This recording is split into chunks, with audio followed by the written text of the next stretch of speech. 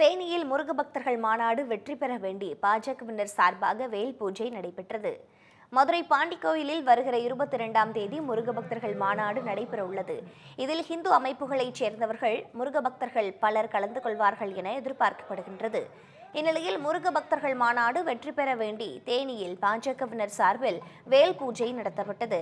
சந்தை மாரியம்மன் கோயிலில் வேலுக்கு சிறப்பு பூஜைகள் செய்யப்பட்ட நிலையில் வேலை ஊர்வலமாக எடுத்துச் சென்ற முயன்ற பாஜகவினரை போலீசார் தடுத்து நிறுத்தினர்.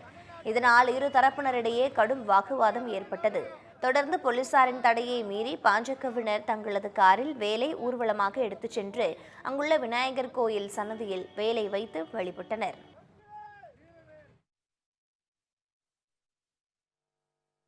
தேனி மாவட்டத்தினுடைய பாரதிய ஜனதா கட்சியினுடைய ஆன்மீக பிரிவின் சார்பாகவும் ஆன்மீக பக்தர்களின் சார்பாகவும் 500க்கும் மேற்பட்ட வாகனங்களோடு கிட்டத்தட்ட 10,000 முருக பக்தர்கள் பாரதிய ஜனதா கட்சியினுடைய பிரதிநிதிகள் மாத்திரம் கலந்து கொள்ள போறாங்க.